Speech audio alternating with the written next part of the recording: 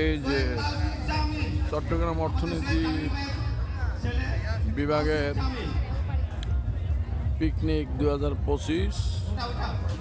এই যে এটা হলো আপনার কিউসা। এর প্রধান অতিথি ছিল বাংলাদেশের প্রথম নোবেলজয়ী বাঙালি, মুসলিম বাঙালি ডক্টর মোহাম্মদ ইউনূস। এর প্রধান উপদেষ্টাই।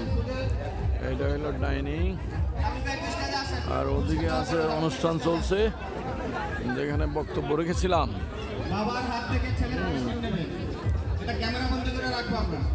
এটা হলো কি সিশেল রিসোর্স পার্ক।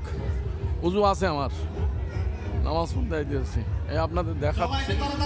বাবার হাত থেকে ছেলে পুরস্কার নিচ্ছে। প্রথম পুরস্কার চকলেট ধরে প্রথম পুরস্কার, 4 থেকে 8 বছর বয়সে প্রথম পুরস্কার। ধন্যবাদ জামিল ভাই আপনাকে সময় দেওয়ার জন্য। পুরস্কার নিচ্ছে, পুরস্কার দিচ্ছে, পুরস্কার বিতরণী।